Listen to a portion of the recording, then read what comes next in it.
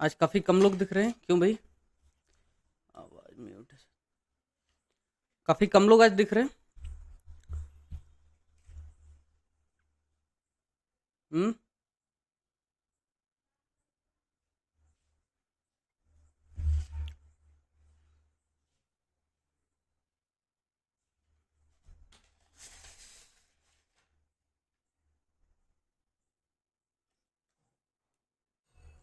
मनीष अपना video on कर लो ताकि इंटरैक्ट कर पाओ लोगों के साथ में।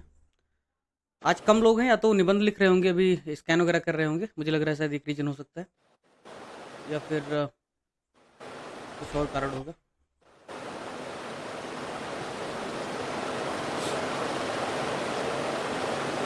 मनीष बैकग्राउंड नॉइज़ है क्या कुछ ऐसे?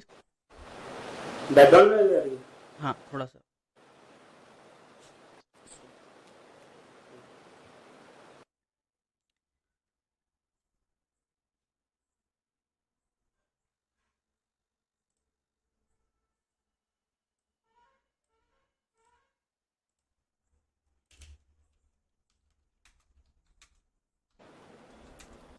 हाँ सर, अभी कुछ कम हुई क्या? हाँ, थोड़ा-सा क बेटर है। कूलर चल रहा है क्या?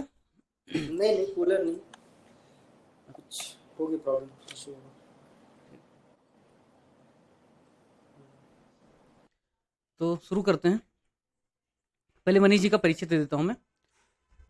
चूँकि मनीष मेरे करीबी मित्र हैं, इसलिए मनीष सर बोलने में थोड़ा-सा मुझे असहजता हो रही है। और वो परंपरा बन गई है लोगों की कि टीचर को सर ही बोला जाएगा। टीचर को यार भी बोला जा सकता है, उसमें कोई समस्या नहीं है। ये मनीष हैं, मेरे मित्र हैं, और सबसे अच्छी बात है कि यूपीएससी के फील्ड में लगभग 4 से 5 सालों से हैं। 2023 में हमने साथ में ही इंटरव्यू दिया था। सबसे क्लोज कर लो दरवाजा। 2023 में हमने साथ में इंटरव्यू दिया था। हमारी यात्रा लगभग लगभग सेम रही।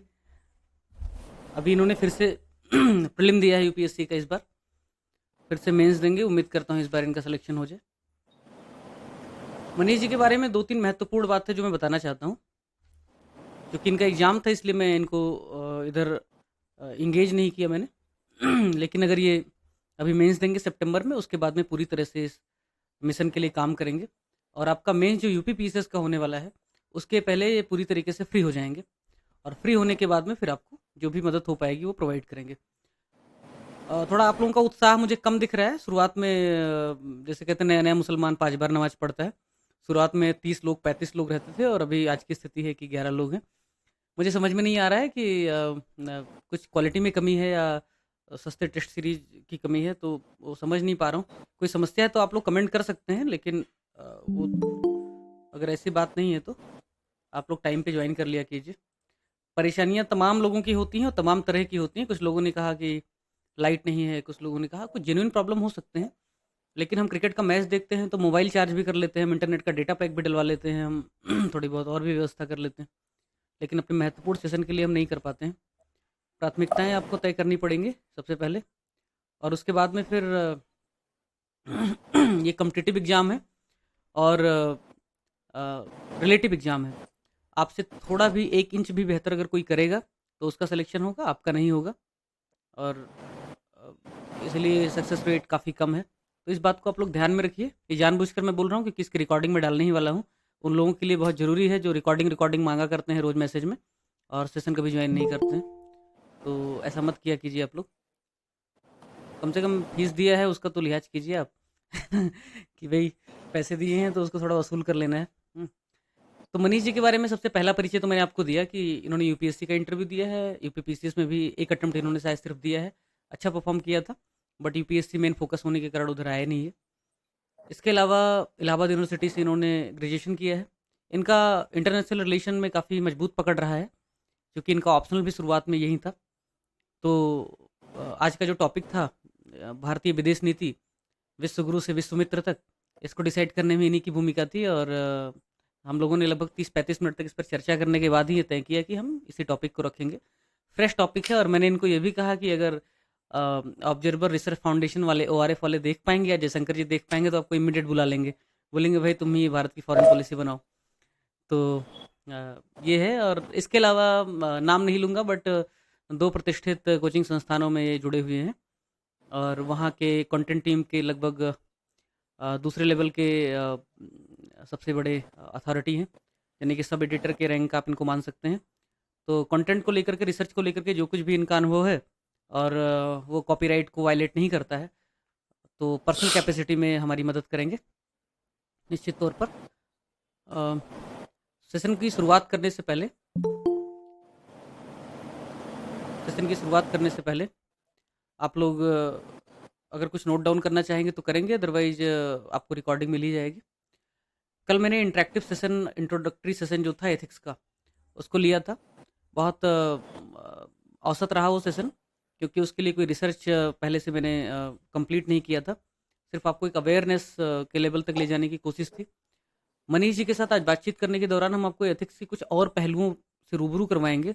स्पेशली एथिक्स का विषय जो है वो समझ का ज़्यादा विषय है, ज्ञान का कम है। प्रैक्टिस का ज़्यादा विषय है, रटने का कम है। इसमें एनालिसिस और अंडरस्टैंडिंग ज़्यादा काम आती है। और वो लिंकन की एक कहावत जो हर कोई एथिक्स में चेपता है कि यदि आप मुझे एक कुल्हाड़ी दो और एक पेड़ काटने के लिए कहो और 5 घंटे हों, तो 4 घंटे हम पहले कुल्हाड़ी को तेज धार देंगे और उसके बाद में हम 1 घंटे में काट कर गिरा देंगे। तो एथिक्स के लिए बात ज़्यादा सत्य है। और उस सत्य का जो बखान है, मैं कहूँगा कि let the truth come from the mouth of horse. I mean the guest of honour Manish से ही बात करते हैं। तो सबसे पहला सवाल मनीष जी जो मैं कहना चाहता हूँ, अभी इन लोगों के क्वेश्चन लेंगे, लेकिन मेरा जो पहला प्रश्न है वो यह है कि जब आपने पहला अटेम्प्ट दिया यूपीएससी का, मेंस है ना, अटेम्प्ट मतलब मेंस ही, और मैंने भी दिया, उस दौरान हम दोनों ने, स्पेशली आपने तो ज़्यादा अच्छा किया था, मेरा तो बहुत ही बुरा हाल हुआ था। केस स्टडी इतना लंबा था। क्यों इतना बुरा परफॉर्म किया हमने अपने पहले प्रयास में एथिक्स में? क्या कारण लगा? जी, सबसे पहले तो नमस्कार सभी को। और आप सब बहुत बधाई के पात्र हैं कि आप इतनी प्रतिष्ठित परीक्षा की तैयारी कर रहे हैं, और उससे भी ज़्यादा आप सभी इस बात के लिए अभिनंदन के पात्र हैं कि आपको एसपी सर का मार्गदर्शन मिल रहा है। अरे भाई, और एसपी सर का जो जर्नी रही है, इनकी जो जर्नी रही है, ये इवोल्यूशन की जर्नी रही है। और चूँकि इस जर्नी का एक मैं भी पार्ट रहा हूँ, जैसा कि सर ने बताया कि हमने प्रीलिम्स साथ में फेल किया, फिर हमने मेंस साथ में लिखा, फिर हमने मेंस साथ में, जिस साल मेरा मेंस क्वालिफाई हुआ उस साल एसपी सर का भी मेंस क्वालिफाई हुआ, और इत्तेफाकन इंटरव्यू में भी हम दोनों का बोर्ड एक ही था। हम दोनों के बोर्ड के जो चेयरमैन थे शुक्ला सर ही थे। वो अलग बात है कि सर ने एसपी सर को एक्स्ट्रा ऑर्डिनरी हाई मार्क्स दिए और मुझे लटका दिया, जिसकी वजह से चंद मार्क्स की वजह से नहीं हो पाया। बहरहाल, तो सर ने जैसा पूछा कि वो क्या चीज़ थी जो एक नॉर्मल एस्पिरेंट को टॉपर बनाती है या हाई स्कोरर बनाती है, वो क्या चीज़ थी जो हमने इस जर्नी के दौरान महसूस किया, जो हमने इस चीज़ को खोजा है, पाया है। देखिए, सबसे पहले तो मैं अपने बारे में बता दूं, मैंने कोई कोचिंग नहीं की है। ये मेरा यूपीएससी का लास्ट अटैम्प्ट था, और अपने 6 अटैम्प्ट के दौरान मैंने कोई भी कोचिंग, किसी भी प्रकार का 1-to-1 एकेडमिक मार्गदर्शन, मैं दिल्ली में रहा हूँ 5 साल, और मैंने इस दौरान कोई भी कोचिंग नहीं ली। जो सीखा है वो टॉपर्स की आंसर कॉपी से या फिर उनके यूट्यूब के सेशन से, और खुद भी कुछ गलतियां करके पीयर रिव्यूज़ करा के आंसर कॉपी से सीखा है। तो पहली बात कि वो क्या चीज़ है, मुझे लगता है कि हम जब शुरुआती अटेम्प्ट दे रहे होते हैं तो हमारा जो ध्यान होता है वो होता है कि ज़्यादा से ज़्यादा इन्फॉर्मेशन गैदर करें, ज़्यादा से ज़्यादा हमारे पास कंटेंट रहे। हमारा कंटेंट, हम बेसिकली, जो एक कहावत कही जाती है कि हम डिस्ट्रिक्ट कलेक्टर से ज़्यादा हम कंटेंट कलेक्टर बनने के प्रयास में लग जाते हैं। मुझे लगता है वो एक बड़ी चूक है, एक स्ट्रेटजिकल फॉल्ट है जो एक एस्पिरेंट को नहीं करनी चाहिए। और ऐसे में गाइडेंस बहुत इंपॉर्टेंट हो जाता है, क्योंकि मेरा मानना है कि यूपीएससी की परीक्षा में क्या पढ़ें इससे ज़्यादा ज़रूरी है क्या ना पढ़ें। आपको फ़िल्टर आउट करनी होंगी चीज़ें, और वो अगर आप कर लेते हैं, आपके पास एक सही मार्गदर्शन होता है, तो आप फिर और से एक्सेल कर जाते हैं। सर, नहीं, मेरा जो सवाल था वो और थोड़ा स्पेसिफिक उसको करता हूँ। हमने क्या गलती की जो ये लोग नहीं कर, इन लोगों को नहीं करना चाहिए पहले अटेम्प्ट में? और उसको थोड़ा सा और स्पेसिफाई अगर मैं करूँ, तो उत्तर प्रदेश में केस स्टडी सिर्फ एक आता है, वो भी बहुत ही जी। सस्ता केस स्टडी होता है, तो उसका तनाव होता नहीं है। हम्म, केस स्टडी कम आने की वजह से पेपर की प्रकृति छोटी हो जाती है, यानी यूपीएससी की तरह पेपर लेंदी नहीं हो जाता है। जब पेपर लेंदी नहीं है, पेपर छोटा है, और उसमें केस स्टडी ना होने की वजह से जो थ्योरी है उसको ज़्यादा क्वालिटी और ज़्यादा एनरिचिंग बनाया जा सकता है, जो यूपी पीसीएस लगातार कर रहा है। मुझे हमेशा से इस बात का अनुमान था कि जैसे मैं हमेशा कहता हूँ कि भाई यूपी पीसीएस के प्री में 150 क्वेश्चन आते हैं। 150 क्वेश्चन आते हैं, 2 घंटे में जनरली यूपीएससी 100 क्वेश्चन देती है और दुनिया के अधिकतर एग्जाम, भारत के अधिकतर एग्जाम 2 घंटे में 100 क्वेश्चन करवाते हैं। यूपी पीसीएस 150 कराता है। यूपी पीसीएस कितना भी चाह ले वो क्वालिटी वाला क्वेश्चन प्रीलिम में नहीं दे सकता, कभी नहीं दे सकता। सिर्फ उसको फैक्ट पे आना पड़ेगा, 10-15 क्वेश्चन क्वालिटी का देगा। ऐसे ही यूपी पीसीएस के एथिक्स में केस स्टडी ना होने की वजह से पेपर लंबा नहीं है, इसलिए जो क्वालिटी है वो थ्योरी में आके अटक जाएगी। बिल्कुल। और इसका सबसे बड़ा उदाहरण है 2023 का एथिक्स का पेपर यूपी पीसीएस का, जहां यूपीएससी की तुलना में जो क्वालिटी था वो बहुत बहुत ऊपर था। और उसको देखने के बाद मुझे लगा कि यूपीएससी वाले काश सीख पाते। पहली बार मुझसे यूपी पीसीएस के लिए मुझे तारीफ निकला कि भाई ये लोग भी अच्छा कर रहे हैं, ठीक है ना। और ये ट्रेंड लगभग कंटिन्यू रहने वाला है अगर उस पेपर सेटर ने रिजाइन नहीं किया होगा तो। इसी बात में एडिशन करना चाहता हूँ सर मैं। हमने जब 2021 का पीसीएस का मेंस लिखा था तो बहुत ज़्यादा तो नहीं, मेरे 100 मार्क्स के आसपास कुछ आए थे एथिक्स में। लेकिन उस पेपर में जो आप कह रहे हैं कि जो फैक्चुअल नेचर हो जाता है पेपर का और टॉपिक के इर्द गिर्द ही टॉपिक सेंट्रलाइज क्वेश्चन पूछे जाते हैं, उस पर्टिकुलर पेपर में यूपीपीएससी ने एथिक्स में एटीट्यूड के 4 सवाल पूछे। 20 क्वेश्चन में 4 सवाल एटीट्यूड के थे और ऐसा लग रहा था कि पेपर एथिक्स का नहीं, पेपर एटीट्यूड का है। तो वो तो एक क्या कहेंगे, मतलब नेचर है जो इवॉल्व कैसे हुआ भाई। 2021 में यूपी पीसीएस में एथिक्स में मुझे सिर्फ 72 मार्क्स मिले थे, और अगर 72 नहीं मिले होते, 100 भी मिले होते तो मैं डिप्टी कलेक्टर होता उसी साल। कहने का अर्थ ये है कि इतना एथिक्स ने मुझे सताया शुरुआत में यूपीएससी और यूपीपीसीएस में कि मैंने उस पर काफ़ी काम किया और उसका परिणाम बाद में मुझे मिला यूपीएससी में। तो मैं कह रहा हूँ कि जो गलतियाँ, जो बेवकूफ़ी मैंने की, जो बेवकूफ़ी अधिकतर लोग करते हैं, वो टॉपर्स ही क्यों ना हो, उस गलती को अवॉइड करो। और अवॉइड कैसे कर सकते हो? सबसे पहले तो उसके लिए एक अच्छी दृष्टिकोण, अच्छी अंडरस्टैंडिंग डेवलप करो। क्वेश्चन आंसर ही सिर्फ लिखने से काम नहीं बनने वाला है। पहले तो समझ होना चाहिए एक्चुअली लिखना क्या है, वो क्या है, कहाँ जाना है, कहाँ बच के जाना जरूरी है, कैसे है उसे। वो वसीम बरेलवी का एक शेर है कि नई उम्रों की खुद मुख्तारियों को कौन समझाए, कहाँ से बच के जाना है, कहाँ जाना जरूरी है। तो कहाँ से बच के जाना है, कहाँ जाना जरूरी है, इसको थोड़ा सा प्रायोरिटी पर लाना है। पहला सवाल मेरा हो गया। दूसरा सवाल मेरा है कि ले दे करके 8 टॉपिक हैं। कितने उंगलियां हैं? 8 है ना, 8 टॉपिक, ठीक है। 8 में एक केस स्टडी है, उसको तो हटा दो, एक ही आती है। ले दे करके 7 टॉपिक जिसे आपको पढ़ना है। उसमें भी एटीट्यूड, एप्टीट्यूड, इमोशनल इंटेलिजेंस, इन 3 टॉपिक से 5 सवाल होते हैं लगभग किसी न किसी रूप में। 3 टॉपिक पढ़ करके भी आप आधा पेपर सॉल्व कर ले जाएंगे। और अगर इतना पेपर आउट है, इतना सब कुछ आपको पता है पहले से, तो कौन सी ऐसी चीज़ है जो आपको एथिक्स में हाईएस्ट स्कोर करने से रोक रही है? वो रोक रही है सिर्फ आपका अपना एटीट्यूड। एथिक्स का एटीट्यूड बर्बाद करने के लिए आपका अपना एटीट्यूड जिम्मेदार है एक्चुअली। और अपना एटीट्यूड क्या है? अपना एटीट्यूड है सबसे पहले सिलेबस को नहीं समझना, बस रटते रह रहे हैं। आवृत्ति क्या है, अभिरुचि क्या है।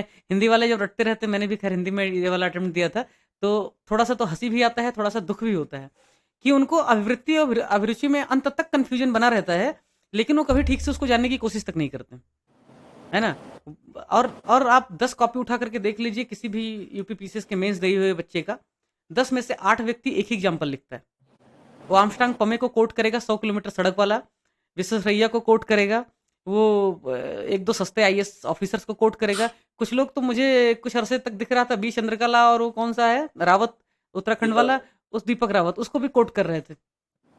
तो ये जनरेशन इतना यूट्यूब से प्रभावित है, शॉर्ट्स से, कि वो करेगी कोट। आपको कोट करना पड़ेगा। कल मैंने बोला तुलसी गौड़ा को, आपको वी सुंदरम को कोट करना पड़ेगा, आपको कोट करना पड़ेगा बाबा आमटे को, आपको कोट करना पड़ेगा जो अपनी अपनी फील्ड में एक्सेल कर रहे हैं, लेकिन दुनिया उनको इसलिए नहीं जानती क्योंकि वो साइलेंटली चुपचाप काम कर रहे हैं अपनी अपनी फील्ड में। आईएएस ही सारे काम करेगा क्या? मतलब आईएएस हो गया है तो वो आप पब्लिक लीडरशिप में उसका एग्जाम्पल दोगे, आप गवर्नेंस में उसका एग्जाम्पल दोगे, आप रोल मॉडल में उसका एग्जाम्पल दोगे, आप इंटीग्रिटी में उसका एग्जाम्पल दोगे, हर चीज में उसी का एग्जाम्पल दोगे। आपको उसके सिवा एग्जाम्पल नहीं दिखता है।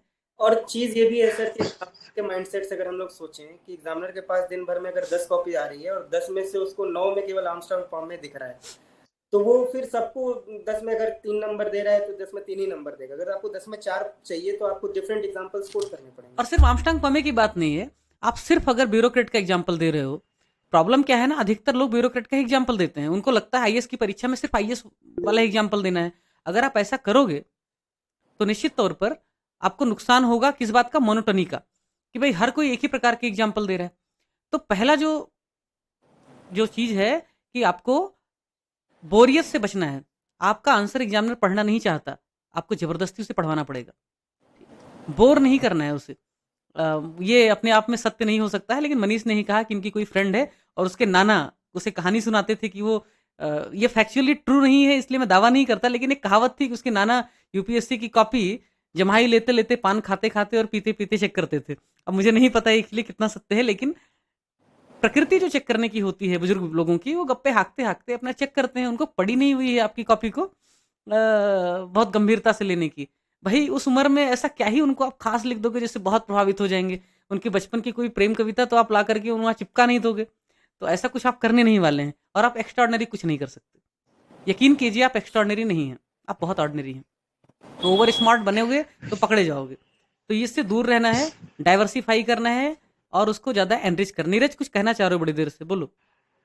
जी सर मैं ये बोल रहा था, शायद ही कोई ऐसे एग्जाम्पल का यूज कर दिया जो बहुत ज्यादा रीजनल है, या फिर जो चेक कर रहा है उसको पता ही न चले कि एक्चुअल में हुआ है कि नहीं, तो फिर सर वहाँ तो जैसे कोई स्टेट का रीजनल एग्जाम्पल यूज कर दिया जिसको नहीं पता है, जैसे एमपी का में यूज कर दिया और कॉपी चेक कर रहा है राजस्थान उत्तर प्रदेश का, तो सर उसमें दिक्कत नहीं होगी क्या? हाँ, ये एक अच्छा सवाल है मनीष। मेरे हिसाब से इसमें ऐसे कह सकते हैं कि इतना ही वो सर जैसे हम्म सर जैसे कचरे के लिए एमपी में सर एक अच्छा एग्जाम्पल है, भोपाल यहाँ की वो है राजधानी है, तो वहाँ पर भानपुर की खंती एक जगह थी, तो बहुत सारा वहाँ कचरे का ढेर था। फिर भोपाल नगर निगम ने वहाँ पर सफाई करके प्लांटेशन करा दिया, तो वो जमीन जो पहले दाम थे उससे 10 गुना ज्यादा दाम पर बिकने लगी। सर ये हमको तो पता है, लेकिन सर जरूरी नहीं कि यूपी वाले को पता हो, तो सर ऐसा यूज कर दें अगर तो। एक्चुअली एक बात बताऊं, मैं इस पे मैं 10 सेकंड लूंगा, फिर मनीष से राय लूंगा इस पर। एक्चुअली होता क्या है, जब भी आप कोई बेस्ट प्रैक्टिस शेयर करते हैं, जब भी आप कोई केस स्टडी लिखते हैं, तो वो केस स्टडी कहाँ की है वो ज़्यादा महत्वपूर्ण नहीं होता है। वो केस स्टडी या वो एफर्ट किसने लिए वो ज़्यादा महत्वपूर्ण नहीं होता है। महत्वपूर्ण होता है वो प्रयास। उदाहरण के लिए, जहाँ मैं रहता हूँ महाराष्ट्र में, यहाँ पर एक बहुत बड़ी गंदगी थी। एक नाला नाला एक्चुअली वो नदी है, और वो नदी इतनी ज़्यादा गंदी हो गई थी कि उस पर कारपोरेट सोशल रिस्पॉन्सिबिलिटी CSR का फंड यूज करके एक म्यूनिसिपल कमिश्नर ने उसको बिल्कुल क्लीन करवा दिया, और बहुत कायाकल्प हो गया उसका। इको आसिफ पांडे शायद। हाँ, तो इकोलॉज मैं अपनी आइडेंटिटी नहीं रिवील करना चाहता था, वो नाम लेते ही समझ में आ जाएगा लोगों को गूगल करके ना।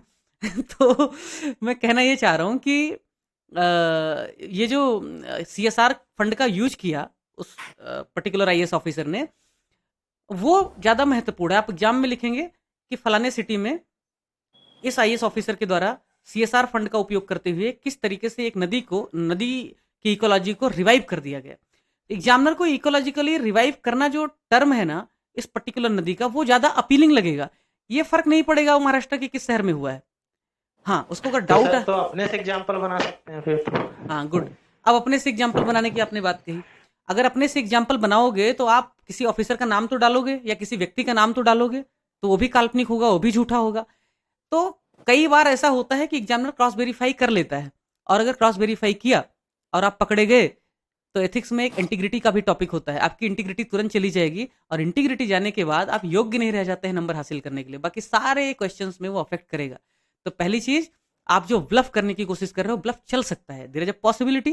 क्या आप इतने क्रिएटिव हैं कि अपने से इमीडिएट एग्जाम्पल बना पाएंगे? वहां पे इतना तनाव होता है एग्जाम में क्वेश्चन सॉल्व करने का, नहीं बना पाएंगे। पहले से आप सोच सकते हो कि बना करके क्रिएटिव कुछ एग्जाम्पल लेके जाएं। अरे भैया, जब इतनी ही क्रिएटिव आप हो कि पहले से एग्जाम्पल बना सकते हो, तो इतने क्रिएटिव नहीं हो सकते कि 2 मिनट के लिए गूगल कर लो और वहां से एग्जाम्पल ले लो, जिसमें कोई सखी ना हो, कोई दिक्कत ही ना हो, है ना? मनीष क्या कहोगे इस पर?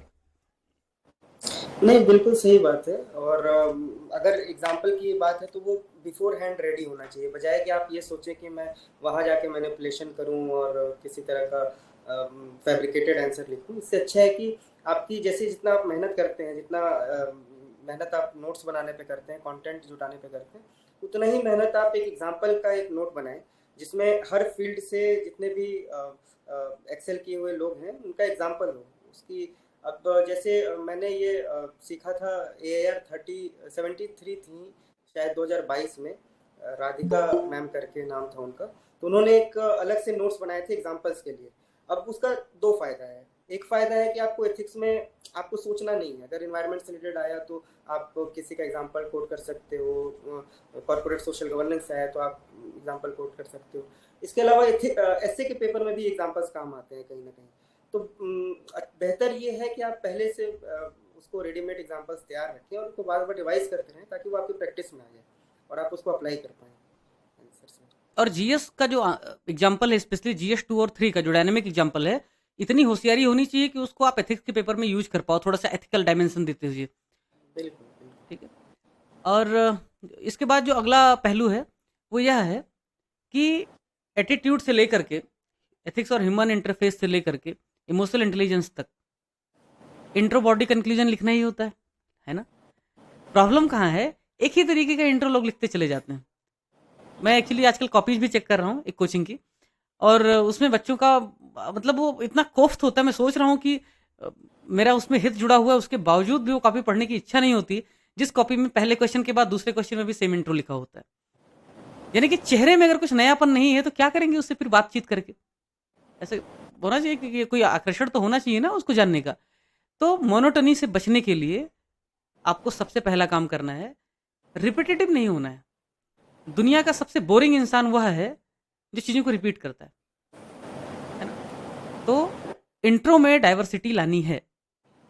अगर पहले प्रश्न का इंट्रो आपने फैक्चुअल दिया है, कॉन्स्टिट्यूशनल मोरालिटी का एग्जाम्पल देते हुए लिखा है, कोई एथिकल वैल्यू क्राइसिस है, कोई कॉग्निटिव डिसोनेंस है, कोई एथिकल क्राइसिस है, कोई कन्फ्लिक्ट ऑफ इंटरेस्ट है, कोई सोशल इशू है, इस तरीके का अगर कोई मुद्दा है और आपने उसको इंट्रोडक्शन में डाला है, तो अगले प्रश्न में आप कोशिश कीजिए दूसरे प्रकार का आप इंट्रो लिखिए।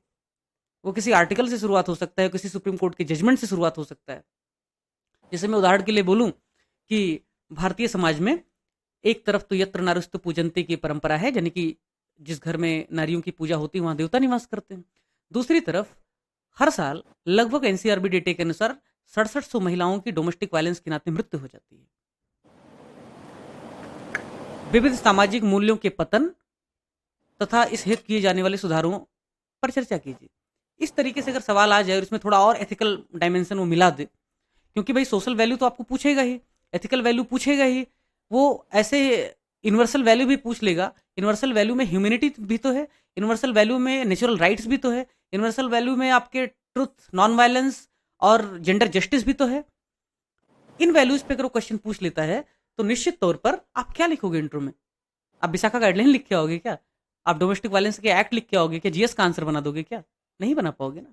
आपको काउंटर करने के लिए, तृणारस्तु पूजनते को काउंटर करने के लिए आपको इमीडिएटली कोई मैथोलॉजी, फिलोसॉफी या फिर इन तरीकों का यूज करना पड़ेगा। क्यों नहीं? सही कह रहा हूँ ना मैं?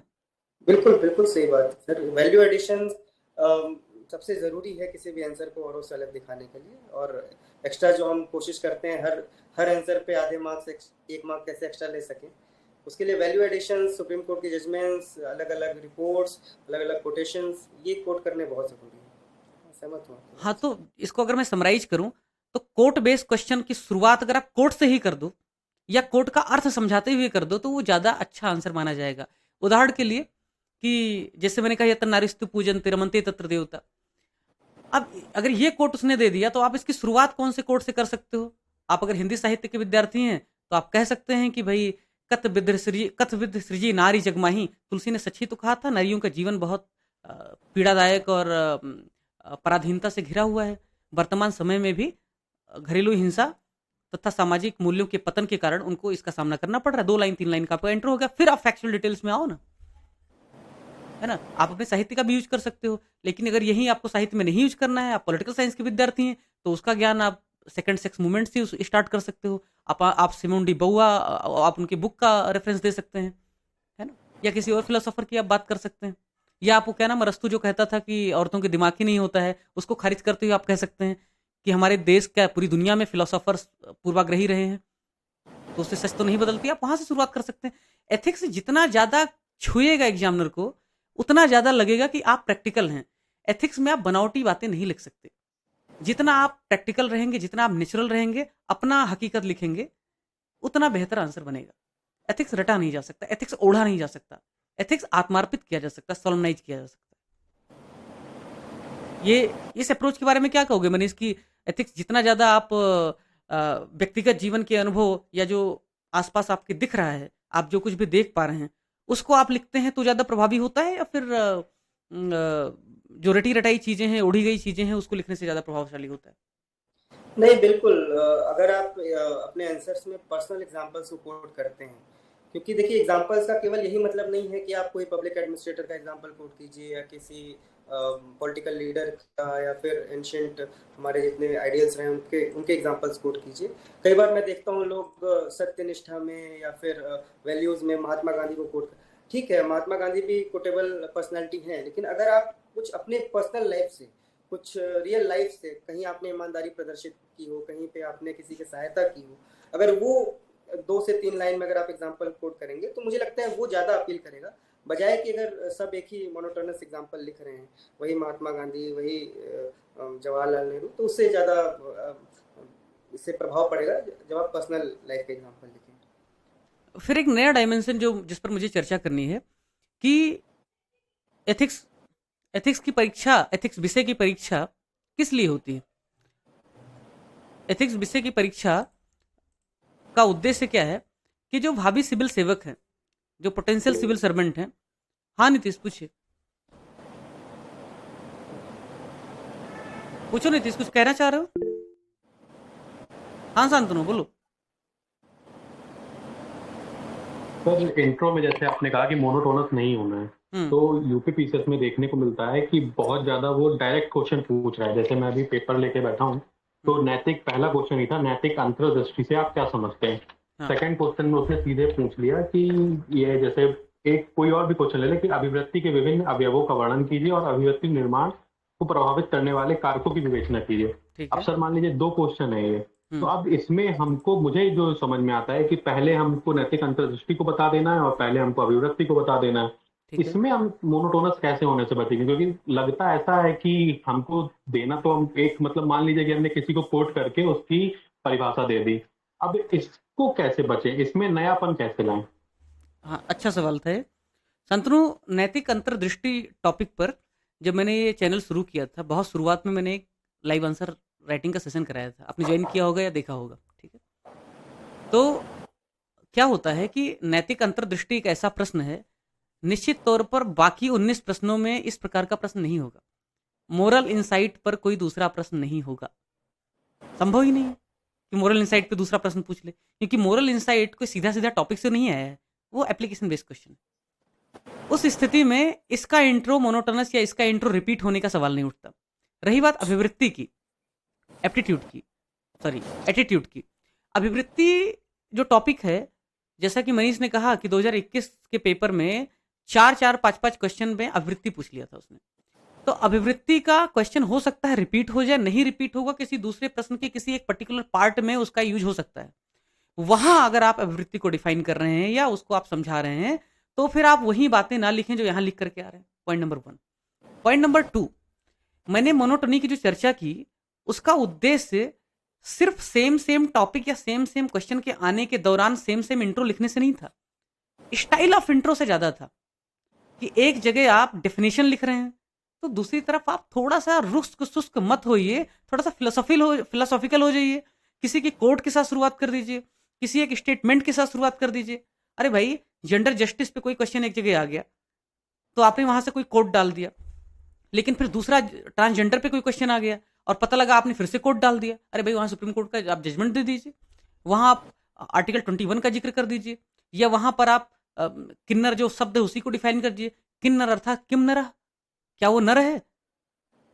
ऐसे सवाल उठते ही इस तरीके से आप कोई 1-2 लाइन शुरुआत कर दीजिए, थोड़ा सा डाइवर्स रहेगा तो एग्जामिनर को एक रुचि आएगी आपको पढ़ने में, आपको समझने में। मेरा ये कहना था, शायद आप समझ पाए होंगे। जी सर। तो मनीष, जो मेरा अगला जो नीतीश, आपको भी कुछ पूछना है? हाथ आप रेज कर रहे थे। ओके, नहीं सर, नहीं। ओके, तो मेरा जो अगला प्रश्न था मनीष कि ये तो हो गया इंट्रो की बात, या ये हो गया कॉमन बात। सवाल तो ढेर सारे हैं, लेकिन एक और सवाल जो बहुत महत्वपूर्ण लगता है मुझे कि जब हम किसी प्रश्न को लिखते हैं, जैसा कि मैं कह रहा था कि एथिक्स विषय का उद्देश्य ही है कि भावी सिविल सेवकों में कोशिश करके जो एथिक्स और इंटीग्रिटी है उसका समावेश किया जाए, कम से कम उनको अनएथिकल होने से कुछ हद तक रोका जाए या एथिक्स के प्रति उनको अवेयर किया जाए। वैसे तो 21 साल की उम्र तक व्यक्ति का व्यक्तित्व पूरी तरह से या काफ़ी हद तक निर्मित हो चुका होता है, उसका स्वभाव लगभग कोर मोरल कैरेक्टर डेवलप हो चुका होता है, लेकिन फिर भी जैसा कि कहा जाता है कि जो एप्टीट्यूड है वो जन्मजात होती है या फिर एप्टीट्यूड ग्रूम की जा सकती है। ये सवाल बन चुका है ना, आ चुका है कि भाई एप्टीट्यूड बाई बर्थ होता है, अभिरुचि बाई बर्थ होती है या फिर उसको निर्मित किया जा सकता है। तो शुरुआत में माना जाता था कि सचिन तेंदुलकर तभी बन सकता है जब वो पैदाइशी क्रिकेट में उसका एक एप्टीट्यूड हो, या पिकासो तभी बन सकता था, या फिर विंसेंट वैन गॉग तभी उतनी शानदार पेंटिंग कर सकता था जब वो पैदा होते ही उसके भीतर वो गुण हो, वो कौशल हो। लेकिन आजकल जो आधुनिक लोगों का मानना है, आधुनिक विचारकों का मानना है, वो यह है कि ये सही बात है कि यदि किसी में एप्टीट्यूड होगा, पैदाइशी एप्टीट्यूड होगा, बाई बर्थ होगा, जेनेटिक क्वालिटी होगी गायन की, संगीत की, तो वो ज़्यादा अच्छा कर पाएगा। लेकिन अगर नहीं भी है तो कुछ हद तक ट्रेनिंग के द्वारा, काफ़ी हद तक प्रयास के द्वारा, उस वातावरण की निर्मिति के द्वारा उसमें उस पर्टिकुलर गुण का विकास किया जा सकता है। और ये लगभग अब सब कोई मानने लगा है। उदाहरण के लिए, ये बहुत पॉलिटिकल नहीं करना चाहता, एक पर्टिकुलर नेता हैं विपक्ष के, जिनको लेकर के सालों तक पप्पू जैसे शब्द से उनको नवाजा गया, लेकिन पिछले 4-5 सालों में उनके सहायकों ने, उनके मेंटर्स ने, उनके टीम ने उनको ग्रूम करने की कोशिश की, उनको हर लिहाज से उनके व्यक्तित्व की ओवरहॉलिंग करने की कोशिश की, और उसका असर कुछ ना कुछ दिखा है। मुझे नहीं पता कि कितना दिखा है, लेकिन वो हर लिहाज से, हर परसेप्शन में, आम इंसान से भी पूछने पे ये पता चलता है कि कुछ ना कुछ तो परिवर्तन आया है। ये नहीं कोई कह रहा है कि और बुरा हो गया है, हर कोई कह रहा है कुछ तो भी चेंज हुआ है अच्छा वाला। मैं कहना क्या चाह रहा हूँ कि एप्टीट्यूड एक सच्चाई है, पैदाइशी उसमें जन्मजात प्रतिभा होती है, सच्चाई है, लेकिन यदि आप सही परिस्थिति का निर्माण करें तो निश्चित तौर पे उसमें कुछ बदलाव लाया जा सकता है। ठीक है, ये बात तो एप्टीट्यूड टॉपिक के बारे में हो गया। मैं कहना जो चाह रहा था कि आईएएस ऑफिसर जो बनेगा वो टॉप भी कर जाएगा, तो झारखंड या कहाँ वाली आईएएस ऑफिसर जिसके जो करप्ट निकली, जिस पे आरोप तय हुआ, आरोप लगा, वैसा भी हो सकता है, मोस्ट करप्ट इंसान भी हो सकता है। लेकिन उसके सिवाय अगर देखा जाए तो एथिक्स के अवेयरनेस से उसको पता चलेगा क्या एथिकल है, क्या अनएथिकल है। कम से कम इस बात का तो फर्क उसे पता चल जाएगा। तो जब भी वो कोई बड़ा कांड करेगा तो एक बार सोचेगा कि अनएथिकल है, इसको नहीं करना चाहिए। कानून आपने तोड़ा, कानून की जानकारी नहीं थी, ये एक्सक्यूज नहीं हो सकता। तो कम से कम कानून की जानकारी है फिर तोड़ा, तो फिर वो एक अलग केस बनेगा। कानून की जानकारी ही नहीं, इससे बुरी चीज कुछ नहीं होती है। मैं कहना क्या चाह रहा हूं, ये उद्देश्य था एथिक्स और इंटीग्रिटी पेपर को लाने का यूपीएससी में, वही यूपीपीसीएस ने भी अडॉप्ट किया। अब जो प्रश्न पूछा जाता है वो प्रश्न किसी भी प्रकार का प्रश्न हो, चाहे वो प्रश्न हो गवर्नेंस से रिलेटेड, चाहे वो प्रश्न मोरालिटी से रिलेटेड हो, क्या उसमें लिखते वक्त अगर आप 3 डायमेंशन दे रहे हैं, एक सोशल का डायमेंशन दे रहे हैं, एक डायमेंशन पर्सनल दे रहे हैं, तो क्या एक डायमेंशन गवर्नेंस का भी देना चाहिए क्या? जैसे नैतिकता है, मोरालिटी है, मोरालिटी पर आप आंसर राइटिंग कर रहे हैं, मोरालिटी पे आपने 2 डायमेंशन लिखा, किस तरह से नैतिकता व्यक्तिगत जीवन के लिए जरूरी है, क्योंकि भाई अगर व्यक्तिगत जीवन में मोरालिटी है तो वो व्यक्ति ज़्यादा विश्वसनीय हो जाता है, वो व्यक्ति ज़्यादा स्वीकार्य हो जाता है, वो व्यक्ति ज़्यादा आदर्श हो जाता है, वो व्यक्ति एक अच्छा नागरिक, अच्छा सामाजिक और अच्छा राष्ट्र निर्माता बन सकता है। राइट। दूसरा आप दे सकते हैं उसका सोशल और नेशनल इंपॉर्टेंस में महत्व, कि लीडरशिप में किस तरीके से नैतिकता महत्व रखती है, कि पहले ट्रेन एक्सीडेंट होते थे लोग रिजाइन कर दिया करते थे, अपने पदों को छोड़ दिया करते थे। ढेर सारे जजेस को पता चलता है कि उनका इस केस से लेना देना है तो खुद को रिक्लूजन कर लेते हैं, कन्फ्लिक्ट ऑफ इंटरेस्ट की वजह से खुद को उस केस से अलग कर लेते हैं, रिक्यूज कहते हैं, रिक्यूजल शायद कहते हैं। ये हो गया। लेकिन जो थर्ड डायमेंशन है गवर्नेंस का, गवर्नेंस में किस तरीके से मोरालिटी योगदान देती है, ये भी लिखना चाहिए। मनीष, मुझे आपसे जो पूछना है कि क्या हर प्रश्न में या कम से कम 30% क्वेश्चन में एडमिनिस्ट्रेशन, गवर्नेंस, प्रशासन जैसे एंगल को, जैसे डायमेंशन को अगर हम उत्तर में शामिल करें तो क्या यह उत्तर ज़्यादा कॉम्प्रिहेंसिव, ज़्यादा बेटर हो सकता है क्या? मेरा ये प्रश्न है। जी सर, बिल्कुल। जैसा कि आपने कहा कि एथिक्स पेपर का उद्देश्य ये है कि जो गवर्नेंस में जो हमारे भावी प्रशासक आने वाले हैं उनके अंदर इस चीज़ की इस चीज़ का अवेयरनेस हो कि वास्तव में क्या एथिकल है, क्या अनएथिकल है, क्या मॉरल है, क्या इमोरल है। तो अगर हम अपने आंसर्स के थ्रू एग्जामिनर को बता पाएँ कि हम जो भी नैतिकता, जो भी एथिक्स मोरालिटी हमने सीखी है, उसका हम गवर्नेंस में किस तरह से उसका एप्लीकेशन दिखाएंगे, तो मुझे लगता है कि वो एक बेटर पर्सपेक्टिव होगा किसी भी आंसर को देखने का। एग्जामिनर को भी वो चीज़ अपील करेगी। इसके अलावा मैं इसमें एक और चीज़ जोड़ना चाहता हूँ सर। आपने बोला सोशल, मॉरल, सोशल हो, पॉलिटिकल हो, और इसके अलावा जो गवर्नेंस में इसका क्या एप्लीकेशन है वो हम लिखें। एक डायमेंशन हम और इसमें ऐड कर सकते हैं, क्योंकि आज जो दुनिया है वो एक ग्लोबल विलेज है, ग्लोबल वर्ल्ड है, तो उसका एक इंटरनेशनल डायमेंशन, हर टॉपिक का एक इंटरनेशनल डायमेंशन भी अगर हम इसमें ऐड कर सकें तो हमारे आंसर को और भी ज़्यादा कॉम्प्रिहेंसिव बनाएगा, और एक तरह से उसमें हम बाकियों से अलग आंसर दिखा सकते हैं।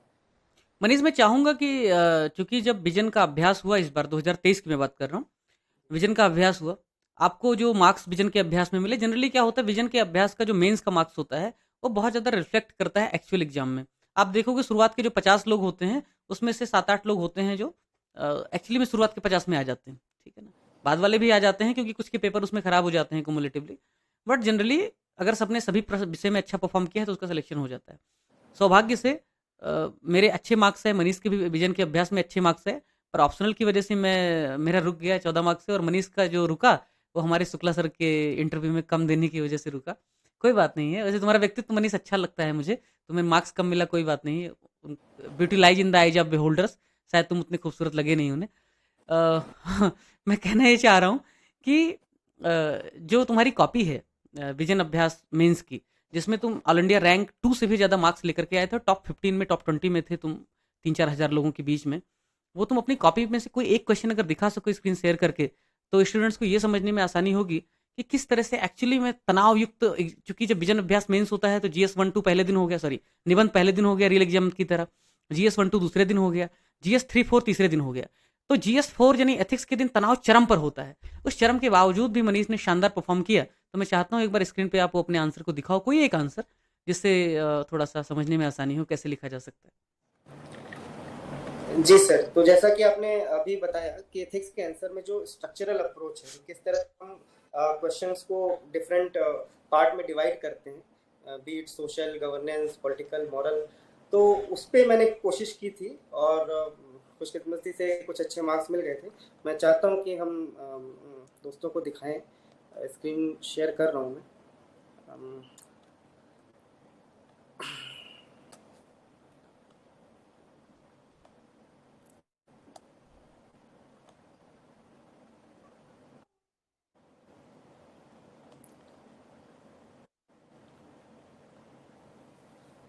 क्या आप बता सकते हैं मुझे ये कॉपी दिख रही है? यस दिख रही है, प्लीज। तो ये मेरा जो मैंने लास्ट मेंस में लिखा था 27 अगस्त को, तो इसमें मैं कुछ क्वेश्चन दिखाना चाहूँगा आपको। जैसे ये पहला ही क्वेश्चन है कि आगामी वर्षों में प्रभावी कॉर्पोरेट गवर्नेंस को लागू करने के लिए ESG, पर्यावरणीय, सामाजिक और गवर्नेंस मैट्रिक्स को बहुहितधारक दृष्टिकोण के साथ एकत्रित करना क्यों महत्वपूर्ण है? ऐसे एकीकरण से क्या लाभ हो सकते हैं? और इसको 150 वर्ड में आंसर लिखना है। मुझे लगता है कि यहाँ इंग्लिश और हिंदी दोनों मीडियम के बच्चे होंगे। अंग्रेजी वाला कोई आज है? सौम्या को तो मैं जानता हूँ अंग्रेजी लिखती है, उसके अलावा कोई है भाई? नहीं तो फिर हिंदी में ही कहानी। नहीं, मैं बाइलिंगुअल ही रहता हूँ, तो यहाँ पे मैंने जैसे शुरुआत किया, मैं ये नहीं कह रहा हूँ ये आइडियल इंट्रो है, बट ये one of the way to. Manish पहले क्वेश्चन एक बार फिर से पढ़ दो, लोगों को समझ में आया, मुझे नहीं लग रहा है समझ में आया होगा, बच्चे बहुत होशियार हैं यहाँ पे। क्वेश्चन फिर से पढ़ दो। कह रहा है कि कॉर्पोरेट गवर्नेंस के इफेक्टिवनेस के लिए जो अभी सेबी ने एक ESG गाइडलाइन तैयार की है, ESG मैट्रिक्स तैयार की है, उसमें उसको मल्टी स्टेक होल्डर अप्रोच के साथ, बहुहितधारक दृष्टिकोण के साथ उसको देखना क्यों महत्वपूर्ण है। अब इस क्वेश्चन में आपसे क्या एक्सपेक्ट की जा रही है कि आप उन स्टेक होल्डर्स को आइडेंटिफाई करें और फिर उसका एनालिसिस दें कि वो क्यों महत्वपूर्ण है। तो इसमें मुझे लगता है क्वेश्चन समझ में आ गया होगा सबको। तो इसका इंट्रो मैंने लिखा कैडबरी कमेटी, क्योंकि सबसे पहले हम ये करते हैं कि जो भी क्वेश्चन में जो कीवर्ड है उनको हम डिफाइन करते हैं। तो यहाँ जो कीवर्ड है, मुझे लगता है कॉर्पोरेट गवर्नेंस को डिफाइन करना ज़्यादा महत्वपूर्ण था। तो मैंने ऑथेंटिसिटी के लिए कैडबरी कमेटी की डेफिनेशन डाली, और उसके बाद मैंने बताया कि किस तरह से इसका करंट कॉन्टेक्स्ट क्या है, ये क्वेश्चन क्यों लिया गया है, क्योंकि सेबी ने ESG नॉर्म्स लाया था कॉर्पोरेट ऑर्गेनाइजेशंस के लिए इंडिया में। और फिर जो क्वेश्चन था कि why it is needed, why it is important to integrate the ESG matrix with multi stakeholder approach, तो मैंने सीधा सीधा उसको अपनी हेडिंग बनाई, और stakeholder capitalism to shareholder capitalism to stakeholder capitalism. उसके बाद यहाँ मैंने एक डायग्राम बनाया कि जो ट्रिपल बॉटम लाइन है, पीपल्स, प्लेनेट एंड प्रॉफिट, उसको हम कैसे इंटीग्रेट करके देखें, उसके बेनिफिट्स क्या हो सकते हैं। तो वही जो सर ने बोला, स्ट्रक्चरल अप्रोच में question answer, environmental, social, governance. तो जैसा सर बोल रहे थे कि हर आंसर में आपको एक गवर्नेंस का मनीष, थोड़ा सा 2 डायमेंशन कोई एक बार पढ़ के बताओ, ताकि समझ में आए कि सिर्फ डायमेंशन तो महत्वपूर्ण है ही, किसी भी व्यक्ति के शरीर की सुंदरता का सबसे पहला कारण है उसका ढांचा। लोग कहते हैं कि सुंदरता सब्जेक्टिव होती है, मैं कहता हूँ नहीं भाई, सब्जेक्टिव बाद में आती, पहले ऑब्जेक्टिव होता है। मैथमेटिक्स है पूरा सुंदरता। किसी के शरीर में नाक, नक्श, उसके शरीर की बनावट, यानी उसकी हड्डियां किस तरीके से हैं, वो सुंदरता को काफी हद तक तय करती हैं। ऐसे ही किसी आंसर की गुणवत्ता कैसी होगी, वो निर्भर करता है कि उसका स्ट्रक्चर कैसा है। अगर संरचना अच्छी है तो आंसर ज्यादा अच्छे होने के बिल्कुल तत्व बिल्कुल। मौजूद तो होते जैसा हैं। कि आप देख सकते हैं, बेनिफिट्स ऑफ इस ESG मैट्रिक्स जैसा क्वेश्चन में पूछा है, तो मैंने सबसे पहले इन्वायरमेंटल बेनिफिट उसका बताया है कि इकोलॉजिकली बैलेंस डेवलपमेंट होगा। इसके अलावा हम टेक्नोलॉजी का अच्छा यूज कर सकते हैं, जो कार्बन फुटप्रिंट्स हो रहे हैं हमारे, उसको कम करने के लिए। तो उसमें मैंने एग्जांपल दिया है जो हमारा CCST technology, carbon capture and sequestration का, और इसके अलावा पॉल्यूटर्स पे प्रिंसिपल है। सोशल इसके डायमेंशन में हम सोशल इंफ्रास्ट्रक्चर को CSR एक्टिविटीज़ के थ्रू प्रमोट कर सकते हैं। गांधी का ट्रस्टीशिप मॉडल को हम फॉलो कर सकते हैं। गवर्नेंस वाले में हम करप्शन को, नेपोटिज्म को कर्ब कर सकते हैं। वर्क कल्चर ऑर्गेनाइजेशन का इम्प्रूव कर सकते हैं, जहाँ पे फ्लैट हायरार्किकल स्ट्रक्चर हो, जो गूगल का एग्जांपल हम यहाँ देख सकते हैं। जेंडर सेंसिटाइजेशन कर सकते हैं। तो इस तरह का मैंने मनीष, जरा ये सोशल वाला जरा दिखाना एक बार, गवर्नेंस के जस्ट ऊपर वाला। हाँ, अब सोशल में इसमें एक चीज हाईलाइट करना चाहता हूँ। मनीष ने शायद इंट्रो के बाद कंक्लूजन लिखना भूल गए या समय कम रहा होगा। एक्चुअली जो सोशल वाला डायमेंशन है, अब इसमें देखिए आप किस तरह से GS और एथिक्स के आंसर को मिक्स करके हम यूज कर रहे हैं। देखिए, सोशल एस्पेक्ट में मनीष ने दिखाया सोशल इंफ्रास्ट्रक्चर को प्रमोट करना है, कीवर्ड्स डाल रहे हैं।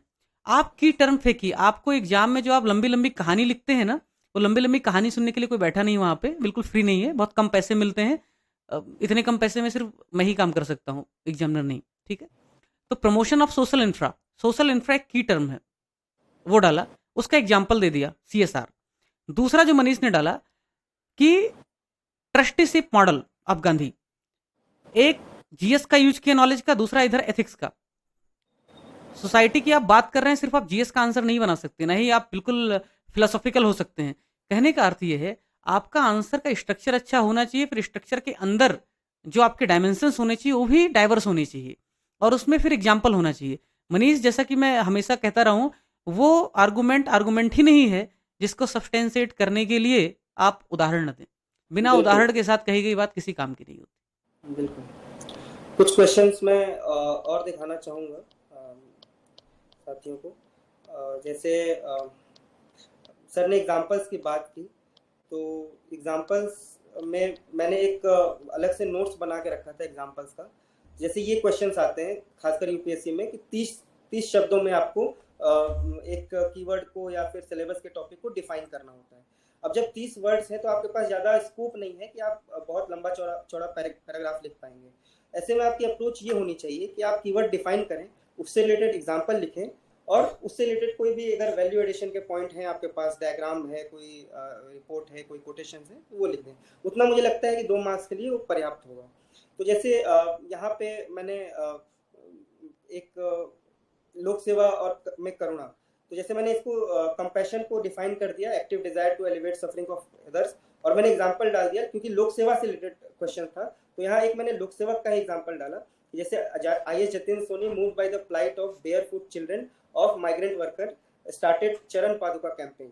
ये बहुत फेमस हुआ था, इसको नीति आयोग ने भी रिकॉग्नाइज किया था कोविड के दौर में, तो वहाँ से मैंने एग्जांपल लिया था, और ये एग्जांपल मेरे नोट्स में थे।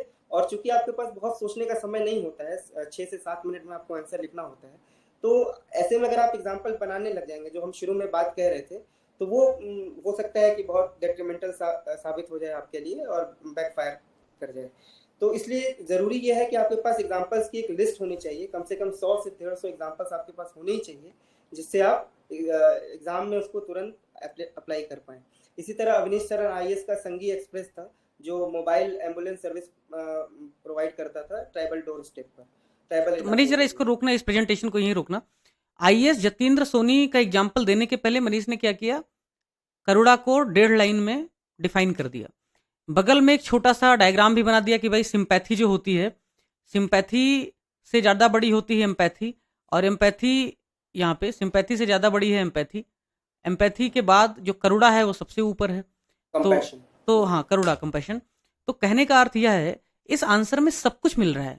डेफिनेशन भी एक टॉप क्लास का मिल रहा है 1.5 लाइन में, 2 एग्जाम्पल मिल रहे हैं डाइवर्स फील्ड से। चूंकि लोक सेवा पूछा था इसलिए आईएएस का एग्जाम्पल देना महत्वपूर्ण हो जाता है। किसी आईएफएस का भी चलेगा, किसी आईपीएस का भी चलेगा, और एक डायग्राम है। ये एक आदर्श आंसर कहा जा सकता है। मनीष को टॉप 15 में मार्क्स इसीलिए मिले, बाद में रियल एग्जाम में भी अच्छे मार्क्स आए।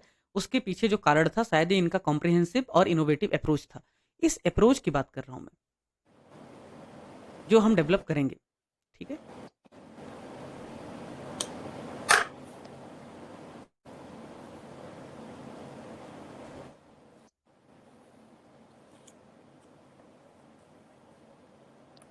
यस भाई। तो कुछ एक दो उत्तरों के माध्यम से, हालांकि आने वाले समय में कॉपीज, टॉपर्स की और कॉपीज पे हम बात करेंगे कि टॉपर्स ने किस माइंडसेट से लिखा होगा। मेरी स्वयं की कॉपी अवेलेबल है। ठीक, इस बार के एथिक्स के मार्क्स के हिसाब से मेरे अच्छे मार्क्स हैं एथिक्स में, और मनीष के भी काफ़ी अच्छे मार्क्स हैं। तो हम दोनों की कॉपियाँ डिस्कस करेंगे, और भी टॉपर्स हमारे जो मित्र हैं उनकी भी कॉपी, और उनसे बातचीत करेंगे। उसके पहले एक चीज़ आप समझिए कि एक दिन में नहीं आता है ये सब। Rome was not built in a single day. इसके लिए आपको रोज काम करना पड़ेगा, है ना। शांतनु, कुछ कहना चाह रहे हो शायद तुम? बोलो। सर, मनीष सर से अगर कॉपी मिल जाती है उनकी, अगर वो भेज देते तो मैं अपलोड कर दूंगा, मैं ग्रुप पे अपलोड। हाँ, ग्रुप पे डाल देंगे। Thank you sir, thank no you. Problem. तो भाई मैं वही कहना चाह रहा हूँ कि थैंक यू सर। हाँ, बोले। नहीं, वो थैंक्स बोल रहे थे। ओके, तो ये हो गया। मुझे लग रहा है कि 47 मिनट ऑलरेडी हो चुके हैं। बातें तो बहुत करनी है, लेकिन आने वाले सेशन में जब हम 7 टॉपिक थ्योरी के कराएंगे और एक सेशन केस स्टडी का कराएंगे, 50 दिन में प्रोग्राम खत्म करना था। बहुत मुश्किल हो रहा है मेरे लिए। ये 4-5 महीने क्या 2 साल में भी लोग कोर्स नहीं खत्म करा पाते हैं। कोशिश करेंगे कि कम से कम सब कुछ ठीक ठाक हो जाए। नहीं होगा तो फिर से जुड़ जाना, और प्रीलिम के बाद फिर से काम करेंगे।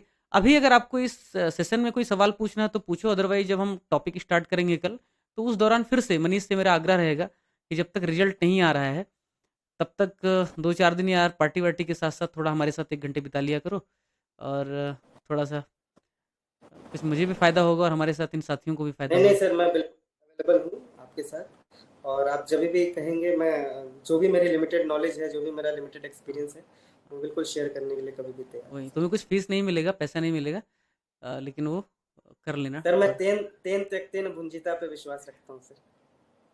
ठीक है, कोई सवाल हो तो पूछ लो मनीष सर से, या किसी बारे में कोई चर्चा करनी हो तो पूछो, नहीं सेशन को ख़त्म करेंगे और फिर कल से सिलेबस पे सीधे आएंगे।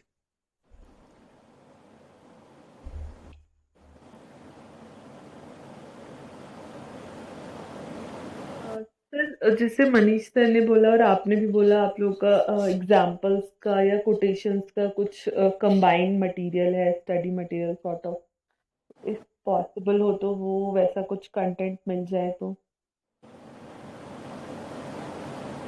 आप लोगों ने बनाया है, मतलब कुछ सैम्पल्स, एग्जाम्पल जो भी हम लोगों ने नोट किया है मनीष दे ही देंगे इन लोगों को। तो मैं बिल्कुल, आप निश्चिंत रहिए, मेरे जितने भी एथिक्स से रिलेटेड मटेरियल हैं मैं सर के माध्यम से ग्रुप पे बिल्कुल प्रोवाइड करा दूंगा। नहीं, तुम खुद एडमिन हो, तुम शेयर कर सकते हो। और एक दिन तुम्हारा इंटरव्यू कर ही लेता हूँ। मुझे लग रहा है तुम डार्क हॉर्स हो, क्या पता इस बार आईएएस बन जाओ तो इंटरव्यू नहीं दोगे, पहले ले लेता हूँ तुम्हारा, तो डाल देंगे फिर। और कोई सवाल?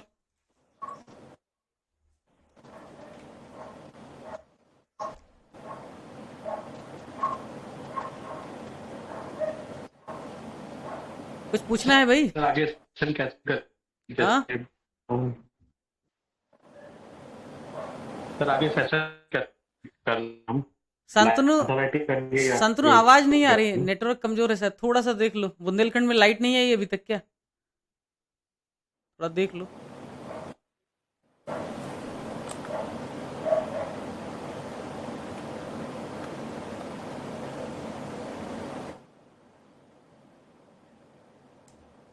पूछो भैया फिर सर से। कल से क्या अप्रोच रहेगी? लाइक आप क्वेश्चंस देंगे, क्वेश्चंस डिस्कस करेंगे, मतलब क्या अप्रोच रहेगी जो सेशंस होंगे उसके एथिक्स के? उसका हाइब्रिड अप्रोच है। हाइब्रिड अप्रोच ये है कि खाली क्वेश्चन दे दूंगा, तुम लोग लिखोगे, तो फिर एथिक्स के बाकी लोगों के सस्ते टेस्ट सीरीज से मुझ में अंतर नहीं रह जाएगा। तो मान लो टॉपिक है इमोशनल इंटेलिजेंस, तो इमोशनल इंटेलिजेंस के बारे में आधे घंटे बकवास करूंगा मैं, और उसके बाद में फिर आप लोगों को क्वेश्चन दूंगा। एक क्वेश्चन लिखोगे, दो क्वेश्चन और दूंगा, प्रैक्टिस करोगे, और उसके बाद खत्म हो जाएगा। यही करने वाला हूँ। कुछ कुछ छोटा छोटा एग्जाम्पल, डिफिनीशंस, एथिक्स में सिर्फ एग्जाम्पल और डिफिनीशंस इंपॉर्टेंस रखते हैं, तो वो बताऊंगा और अप्रोच बिल्डिंग होता रहेगा। चलेगा ना?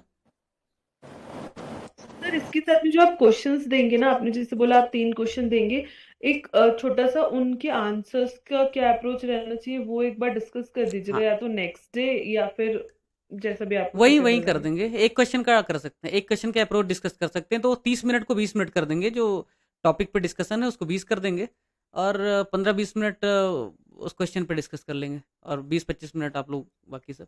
1 घंटे में हो जाएगा। कर लेंगे। चलेगा।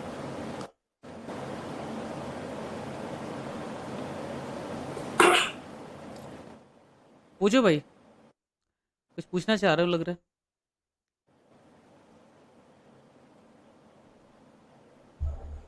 थैंक यू सर, नोट्स जरूर भेज दीजिएगा। ठीक है, चलेगा।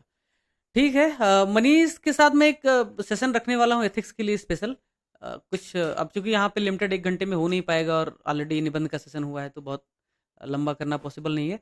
लेकिन सभी के लिए, इन जनरल जनरल पब्लिक के लिए एक वीडियो हम रिकॉर्ड करेंगे मनीष के साथ में। कुछ क्वेश्चन जो हैं common FAQ, frequently asked questions, उन पे बात करेंगे, और ओवरऑल प्रिपरेशन कैसा हो मेंस का, उस पर भी चर्चा करेंगे। निबंध का सेशन, एथिक्स का सेशन, मनीष को जैसे जैसे समय मिलेगा, स्पेशली जब तक रिजल्ट नहीं आ जाता है, he will be with us. और एक बार मेंस हो जाएगा इनका सितंबर में, उसके बाद फिर ये हमारे साथ ही बने रहेंगे आप लोगों के मेंस तक। तो बढ़िया है। बहुत बहुत धन्यवाद आप सबका। बहुत बहुत धन्यवाद दोस्तों, आपने इतने देर तक धैर्यपूर्वक सुना। बहुत और ज़्यादा ही। लोग ऐसे ही सर के मार्गदर्शन में पढ़ते रहिए। सर को मैं पर्सनली पिछले 5-6 सालों से जानता हूँ।